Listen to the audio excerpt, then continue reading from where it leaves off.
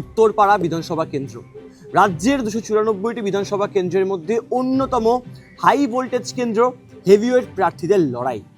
এখানকার প্রার্থীরা কি ভাবছে সেটা তো খুব ইম্পর্টেন্ট বিষয়, এবং বিজেপির যিনি প্রার্থী হয়েছেন তাকে ঘিরে কিন্তু কন্ট্রোভার্সি একদম তুঙ্গে।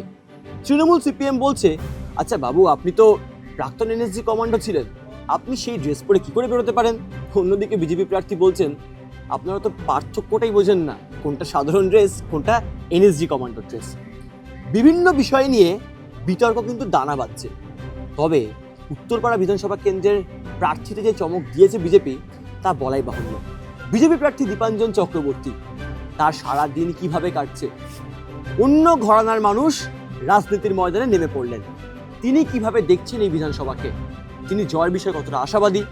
নির্বাচনী প্রচারে সকাল থেকে শুরু করে রাত পর্যন্ত তার দিনটা কেমন যাচ্ছে, চলুন।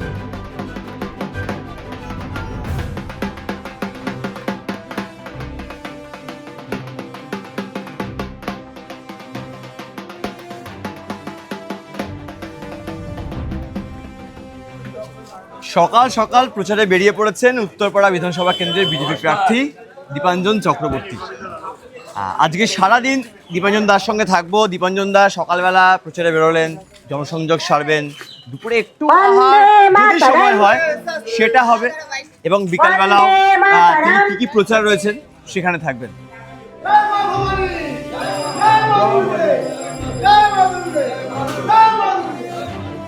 প্রচারে রয়েছেন দীপাঞ্জন চক্রবর্তী। দীপাঞ্জন দা সকাল সকাল একটা অন্য মুডে সানগ্লাস পরে, গলায় মালা, প্রচার পর্ব চলছে। ঠিক কতটা এক্সাইটমেন্ট তো রোজ থাকে, বাড়তি এক্সাইটমেন্ট কিছু আছে আজকে? এটা গলার মালা নয়, এটা জনতার আশীর্বাদ, ভালোবাসা। আচ্ছা, আমি ভাবতে পারিনি মানুষ এত ভালোবাসা দেয়। আমি সত্যি অভিভূত, আপ্লুত, আমি জীবনে পাই। ছবিটা একবার দেখাতে বলবো। গলির মধ্যে দিয়ে প্রচার চলছে, টোটোয় করে প্রচার, ছাদ খোলা টোটো, এবং সেই ছাদ খোলা টোটোতেই চলছে এই প্রচার। দীপাঞ্জন চক্রবর্তী তিনি একদম অলিগলিতে গিয়ে জনসংযোগ সারছেন, একদম ছাদ খোলা টোটো, সানরুফ টোটো। বলছি, টোটোতে করে প্রচার, এটা কি খুব খুব ইউনিক একটা বিষয় বাংলার রাজনীতি? বুঝলাম না। টোটোয় করে প্রচার খুব ইউনিক বিষয়। আমি দেখুন, আমি একটা কথা খুব পরিষ্কার বলি, যেদিন আমার মনোনয়ন হয়েছে সেদিনই বলেছি আমি পার্টির দেওয়া কোনো গাড়িতে করে ঘুরবো না, আমি নিজের গাড়িতে, মুম্বাইয়ের নাম্বারের গাড়িতে ঘুরি। হ্যাঁ, কি নাম ওর? আমার ভীষণ প্রিয় প্রকাশ প্যানিয়াল, সব থেকে বুদ্ধিমান কুকুর।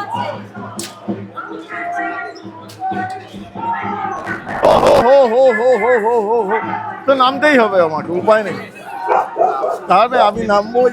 আমি দেখতে পাচ্ছি দীপাঞ্জন দা আমার একজনের সঙ্গে দেখা করতে, স্পেশাল একজনের সঙ্গে দেখা করতে নেমে পড়েছেন, এবং আরো একজন আছে, মানে দুজন গেস্ট, অতিথি, তারা দীপাঞ্জন দার সঙ্গে দেখা করছে, এবং দেখছেন সেই ছবি। আচ্ছা, আপনি একটু আদর খাবেন তো? আপনি একটু আদর খাবেন না? বুঝি বাবা, বুঝি বাবা। অবস্থা দেখছেন, পুকুরের অবস্থা দেখুন, এত ওয়াটার বডি, এটা ভাবাই যায় না। তুমি কলকাতাতে ওয়াটার বডি খুঁজে পাবে না, এখানে উত্তরপাড়া ভর্তি ওয়াটার বডি। কোনো রকম সংস্কার হয় না, বৃষ্টি হলে এই নোংরা জল উপচে পড়ছে, আর না হলে এই ওয়াটার বডিগুলোকে বুঝিয়ে দিয়ে বেআইনি প্রমোটারি সিন্ডিকেট রাজ চলছে। রাষ্ট্রীয় সুরক্ষার ব্যাপারে আমি আমার বাবার বিরোধিতা করব, আমার মায়ের বিরোধিতা করব, আমার ভাইয়ের বিরোধিতা করব। আমার সামনে রাজনীতির থেকেও বড় হচ্ছে দেশ। আমি বিরোধিতা এখনো করতে পারি, আমি বিরোধিতা পরেও করব, যদি আমার মনে হয় আমার দল বা কেন্দ্রীয় সরকার রাষ্ট্রীয় সুরক্ষার বিরুদ্ধে যাচ্ছে।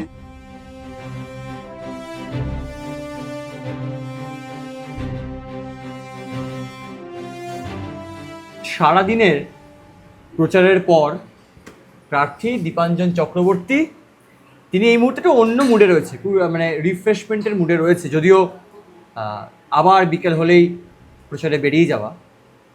বলছি কফি নিলাম, ব্ল্যাক কফি, মানে মিল্ক কফি খুব একটা পছন্দ করো না?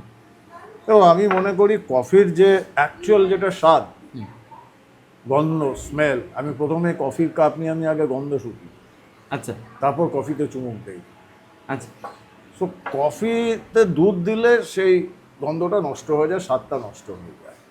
আর ব্ল্যাক কফিতে যদি চিনি দেওয়া হয়, এটা আমি বলি, এটা আমার মৌলিক চিন্তা, ওকে বাজেও ভাবতে পারে, খারাপ ভাবতে পারে, ব্ল্যাক কফিতে চিনি দিয়ে খাওয়া মানে বাপি লাহিড়ির সুরে পণ্ডিত ভীমসেন যোশী গাইছে।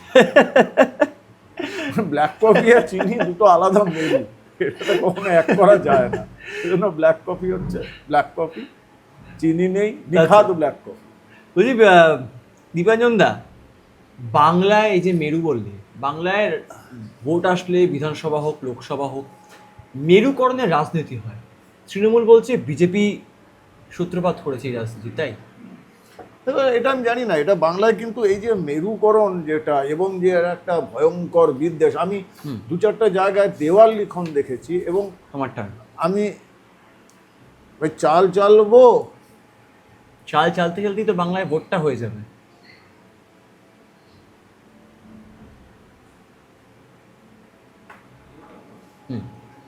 ব্যাপারটা হচ্ছে যে এই যে মেরুকরণের রাজনীতি তো কোথায় পৌঁছেছে বাংলা। আমি দেখছিলাম, আমি কিছুদিন আগে আমরা শুনেছি ওই তৃণমূলের ওই কি জেল খাটা একজন ছিলেন না, কি কি মল্লিক হোয়াট এভার, বালু, আলু বালু সামথিং, তিনি একবার বলেছিলেন, তখন ওটা সিপিএম এর সম্পর্কেও বলেছিলেন যে সিপিএমদের বিয়ে বাড়িতে ঢুকতে দেবেন না, ওরা কেউটে সাপ ইত্যাদি ইত্যাদি।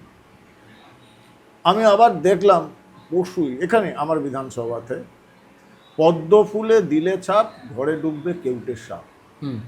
বাংলার রাজনীতি কোথায় পৌঁছিয়েছে, কোথায় নেমেছে এই বাংলার রাজনীতি? আমি দুঃখের ব্যাপার, মানে সত্যি হতে এটা দুঃখের ব্যাপার, তৃণমূলের কাছে কিচ্ছু বলার নেই। ভারতীয় জনতা পার্টির নীতি বলো, আদর্শ বলো, সারা ভারত চালাচ্ছি আমরা, অন্যান্য রাজ্য চলছে, পুরো ক্রিটিসাইজ।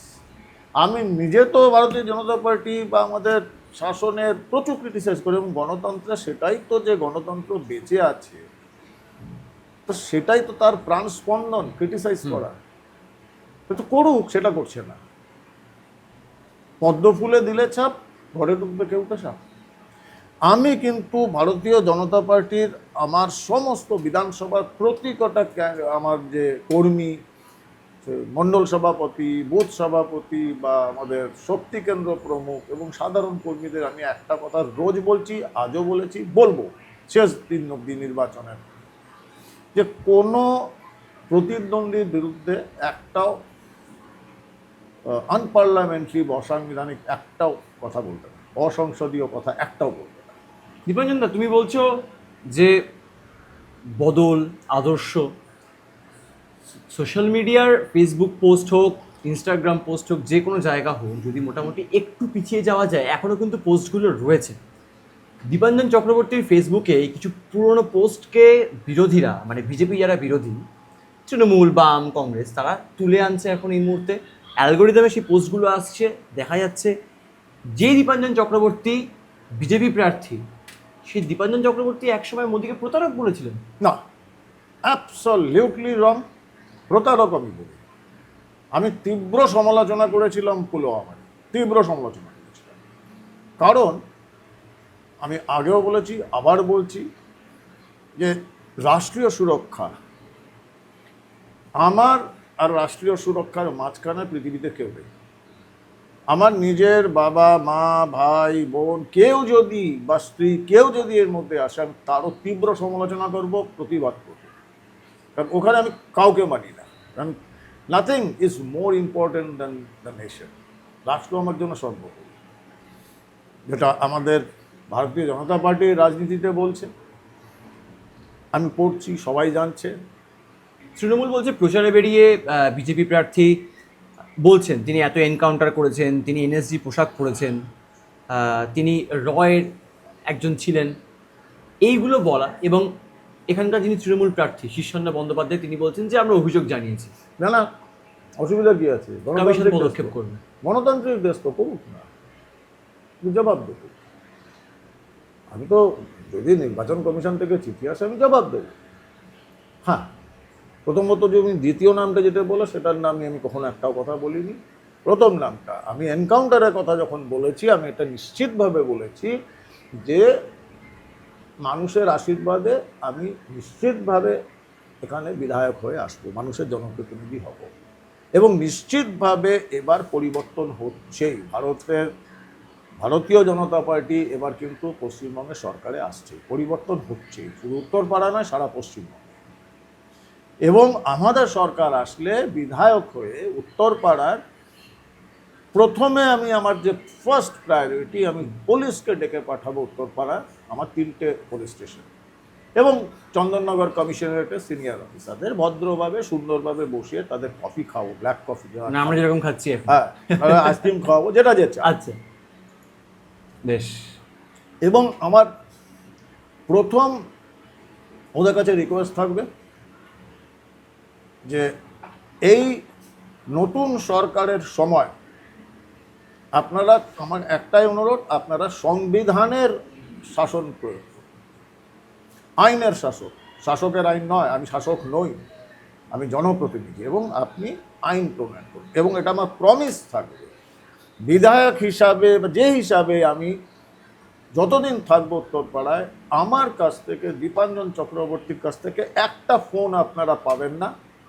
যদি কোনো ভারতীয় জনতা পার্টির কোনো কর্মী, নেতা, তারা যদি অন্যায় কাজ করে থাকে, একটা ফোন আমার কাছ থেকে যাবে। বিপ্লবী মানে যদি সিপিএম হতে হয় তাহলে আমি বিপ্লবী নই। আর আমরা যে মাটিতে বসে আছি, এই হুগলির মাটিতে ভারতের সর্বকালের সর্বশ্রেষ্ঠ মহাবিপ্লবী হচ্ছেন রাসবিহারী বসু। উনি কিন্তু সিপিএম ছিলেন না। বেশ, আমি 82, 83, 84, 3-4 বছর আমি বামপন্থী রাজনীতি করেছি, আমি সিপিএম মেম্বার হইনি, আমি ডিওয়াইএফে ছিলাম। এবং এটা তো প্রচলিত সত্য যে ভাই 20-22 বছরে যদি আপনি বামপন্থী রাজনীতি না করেন তার মানে আপনার হৃদয় নেই, আর 30-এর পরও যদি বামপন্থী থাকেন তার মানে আপনার মস্তিষ্ক নেই। তো আমার হৃদয়, কোনটা ছিল না? আমার হৃদয় মস্তিষ্ক দুটোই ছিল। সুতরাং আমি 22-23 বছর বয়সে বামপন্থী ছিলাম, তারপর দেখলাম এদের বামপন্থীদের, তো আমি বামপন্থী রাজনীতিকে, আমি আবার বলছি, বামপন্থা আলাদা, সিপিএম আলাদা। আমি বহু বামপন্থী আছেন যাদের আমি শ্রদ্ধা করি, বহু বামপন্থী আছেন, কিন্তু তাদের নীতির সঙ্গে আমার তীব্র বিরোধ।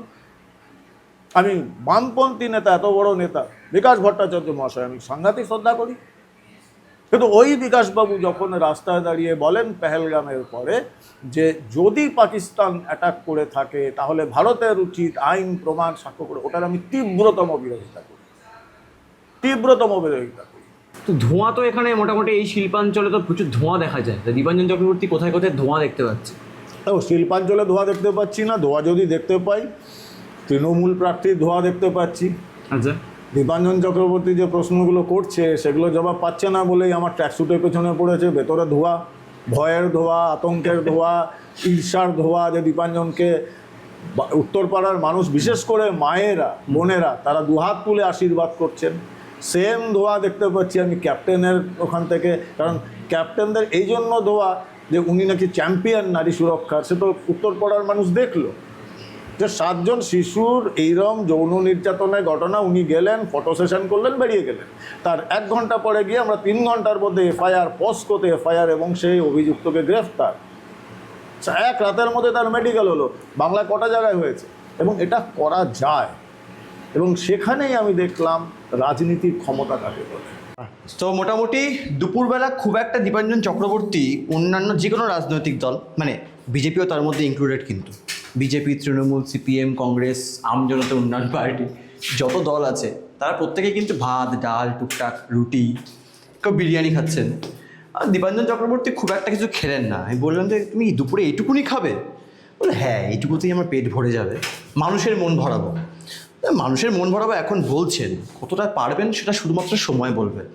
তবে দীপাঞ্জন দা, এরপর কি আবার র্যালি? তো হ্যাঁ, র্যালি। আবার র্যালি। তুমি খাওয়ার কথা বলছো, দেখো একটা জিনিস, আমি না জীবনে কোনোদিন এখনো অবধি ঘুষ খাইনি, আমি ঘুষ খাবোও না, কিন্তু কাটমানিও নয়। আচ্ছা। আমি খুব কফি খেতে ভালোবাসি, আর এই রেস্তোরাঁটাতে অসাধারণ ব্ল্যাক কফি পেলাম। হ্যাঁ মানে যেটা আমরা খেলাম মানে আরেকটা ভালো কথা, দুর্দান্ত চিকেন স্যান্ডউইচ খেয়েছি। হ্যাঁ আচ্ছা, এই যে বলে না মমতা ব্যানার্জি যে বিজেপি আসলে নাকি আমিষ খাওয়া বন্ধ হবে, বন্ধ করে দেবে। হ্যাঁ আমি তো আজকেও তো হ্যাম স্যান্ডউইচ খেয়ে কফি খেয়ে। তুমি তো এখন খাচ্ছ, পরে বন্ধ করবে না তো? পাগল নাকি? 60 বছর অব্দি আমি বড় তো আমিষ আসি, কিন্তু নিরামিষ বলতে আমার জন্য কাঁচা লঙ্কা, ফুলকপি, আলু, পেঁয়াজ, দ্যাটস ইট। তো সে আমি আমিষ আসি, নিরামিষ আসি, মানে মোটামুটি সারাদিন কাটাচ্ছি, তো আমি বুঝতে পারছি না মানে আমি কোনো বিজেপি প্রার্থীর সঙ্গে আছি নাকি কাকাবাবুর সঙ্গে আছি। এবার কেন বলছি, মানে এই মানুষটি যা আউটফিট, খালি এমনি যদি একটি দলের এটা যদি ঘুরিয়েও দিই, মানে আউটফিট দেখে মনে হচ্ছে কাকাবাবু চলেছেন কোনো রহস্যের সন্ধানে। না, এবার অনেকে আবার ভাবতে পারেন যে আমি সন্তু, দালালি কিন্তু নয়, সন্তু অনেক আছে। কতগুলো সন্তু আছে, মানে সন্তু তারকেশ্বরের সন্তুর কথা বলছি না আমি। সে সন্তু ভালো ছেলে, তার রাজনৈতিক চিন্তা ভাবনা থাকতেই পারে। হ্যাঁ, এমনি কতগুলো সন্তু আছে আজকে মানে এই ময়দানে এখন? না, আমার কাছে তো সব আছে, সন্তু রয়েছে, কিছু জোজো রয়েছে। আচ্ছা, হ্যাঁ, মজাদার ক্যারেক্টার। দেখো আমার কথা হচ্ছে, আমি আমার বিরোধী রাজনৈতিক নেতাদেরও বলি, দেখো আমি ছোটবেলাতে যখন কল্যাণীতে বাড়ি, তো নির্বাচন তো হতো, কাঁচরাপাড়া কল্যাণী পাশাপাশি নির্বাচন হতো, তখন মানে আমি বিভিন্ন আলাদা আলাদা দলের যে নির্বাচনের যে বুথগুলো, আমরা এখান থেকে লুচি আলুর দম খেতাম, তখন তো ছোটোবেলায়। আচ্ছা, ওখানে গিয়ে জিলাপি খাচ্ছি, অমৃতি খাচ্ছি, একটা আলাদা সম্পর্ক ছিল। আর এখন সেই সম্পর্কটাকে তৃণমূল যেমন ভয়াবহ খারাপ করেছে, আর ওই যেমন তবলা বায়া, সিপিএমের তাই অবস্থা হয়ে গেছে, আর কংগ্রেসের এরা তবলা বায়া হয়ে গেছে। এটার থেকে বেরিয়ে আসুক। পরিবর্তন মানে কি শুধুই ইন্ডাস্ট্রি, শুধুই আইন শৃঙ্খলা? পরিবর্তন মানে তো এই আমাদের সংস্কৃতি, আমাদের সভ্যতা, আমাদের মানুষের সঙ্গে ব্যবহার, এগুলো সব নষ্ট হয়ে গেছে, একদম ধ্বংসস্তূপ হয়ে গেছে। তোমরা ফিরিয়ে আনতে পারবে বলছো? আনবই, আমি তো উত্তরপাড়ায় আনবই। এখানে একই সঙ্গে আমি আসলে আমি ফুটবল টুর্নামেন্ট বা ক্রিকেটের T20 টুর্নামেন্ট করব, সিপিএম, তৃণমূল, কংগ্রেস, বিজেপি, চারটে। কেন হবে? রাজনৈতিক দলের প্রত্যেকে মাঠে ময়দানে নামছেন, ভোটের ময়দানে নামছেন, তারা একসঙ্গে ক্রিকেট খেলবে, কেন নয়? শুধুমাত্র এটা মানে যদি বিধায়ক হন, সময় বলবে।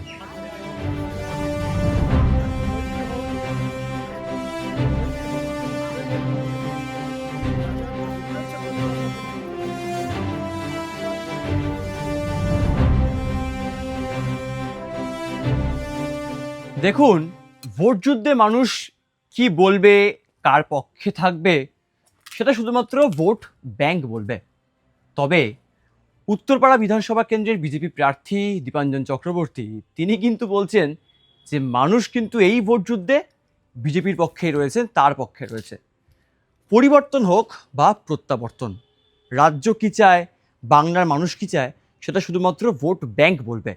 তবে দীপাঞ্জন চক্রবর্তী তিনি তো এক্স-এনএসজি কমান্ডো, তিনি বলছেন দেশের ভালো, বাংলার নিরাপত্তার জন্য যদি লড়তে হয় তাহলে বিজেপিকেই ভোটটা দিতে হবে 26শে বিধানসভা নির্বাচনে। তাই এই উত্তরপাড়া বিধানসভা কেন্দ্রে তথাকথিত যে পরিবর্তনের কথা বলা হয়, তার বাইরে গিয়ে সত্যি পরিবর্তন হবে তো, সেটা শুধুমাত্র সময়ের অপেক্ষা। যাই হোক, আজকে সারাদিন কাটালাম দীপাঞ্জন চক্রবর্তীর সঙ্গে, বোঝার চেষ্টা করলাম তিনি কিভাবে ভাবছেন, এখানকার মানুষজন কি চান, এখানকার মানুষজনের পালস কী, এবং অবসর সময় তিনি কিভাবে কাটাচ্ছেন। প্রার্থী সারাদিনে সবটাই আপনাদের সামনে তুলে ধরলাম, বাকিটা ভোট ব্যাংক, ভোট বাক্স বলবে। ক্যামেরায় প্রত্যয় মুখোপাধ্যায়ের সঙ্গে সুব্রজিৎ চক্রবর্তী, এই সময় লাইভ।